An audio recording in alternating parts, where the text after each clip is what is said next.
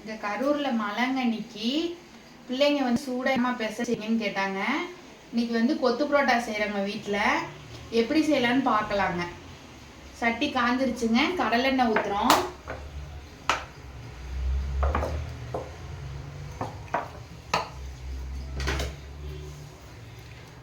எண்ணெய் காஞ்சதுக்கப்புறம் பார்த்தீங்கன்னா வெங்காயம், கருவேப்பிலை,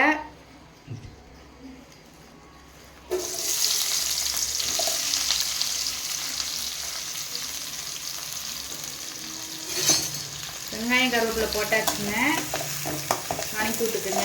நல்லா வணங்கினதுக்கப்புறம் அடுத்தது குடமிளகாவும் தக்காளி வெட்டி வச்சுருக்கோங்க. அது வணங்கினதுக்கப்புறம் இது போடணுங்க.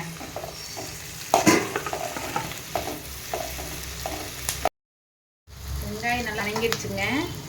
அடுத்தது பார்த்திங்கன்னா குடமிளகாவும் தக்காளி பழமும் போடுறோம். இது நல்லா வணக்கி விட்டதுக்கப்புறம் கடையில் புரோட்டா வாங்கிட்டு பிச்சு வச்சுருக்கோங்க புரோட்டாவை. இது நல்லா வணங்கினதுக்கப்புறம் புரோட்டா போட்டு நல்லா கிளறி விட்டு குருமா ஊற்றி கொதிக்கலாங்க.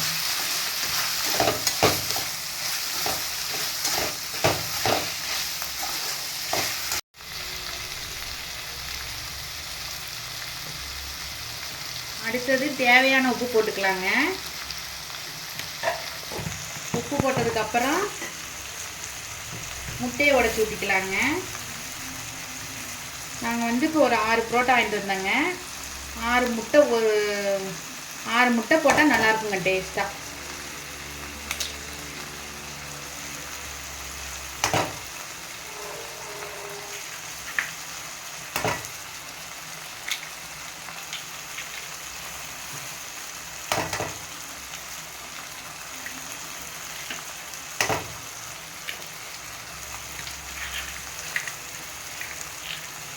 முட்டையை உடச்சி ஊற்றியாச்சுங்க. நல்லா கிளறி விட்டுக்குங்க.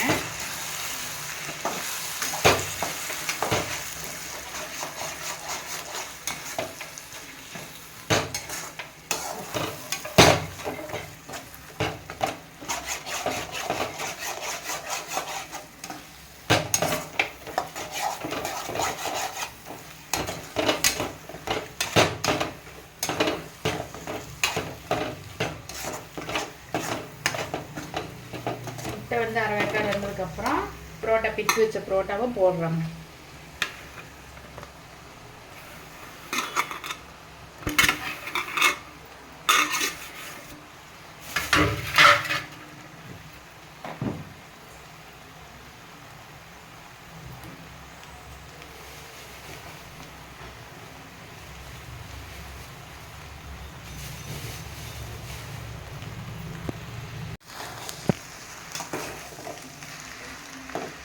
புரோட்டா போட்டாச்சு, முட்டையும் போட்டாச்சு. நல்லா கிளறி விட்டுக்குங்க.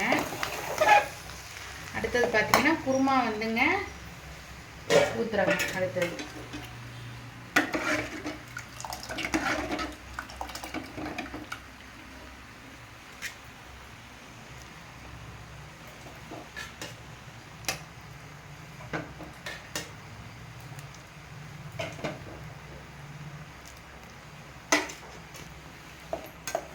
ஊற்றி நல்லா கிளறி விடுங்க.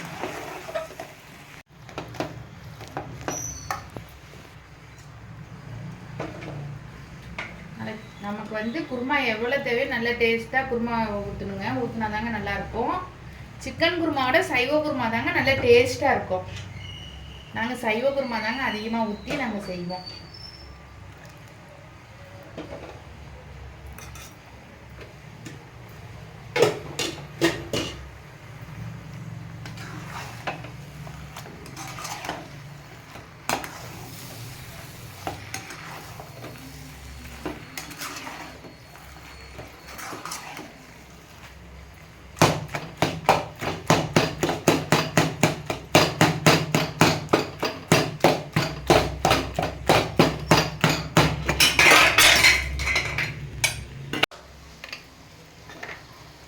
ரெடி ஆயிடுச்சுங்க கொத்து புரோட்டா.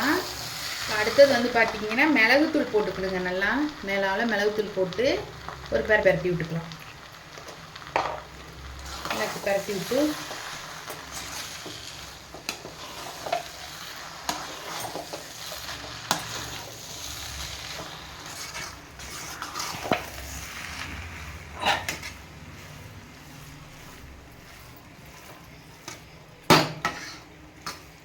அவ்வளோதாங்க, ஆஃப் பண்ணிடலாம்.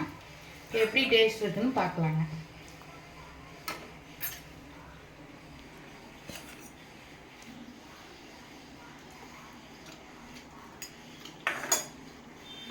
சூப்பருங்க, அருமையாக இருக்குங்க. சூப்பர். மலையிறதுக்கு சுட சுட கொத்து பரோட்டாங்க. அவ்வளோதாங்க. லைக் பண்ணுங்கள், ஷேர் பண்ணுங்கள், சப்ஸ்கிரைப் பண்ணுங்கள், கமெண்ட் பண்ணுங்கள்.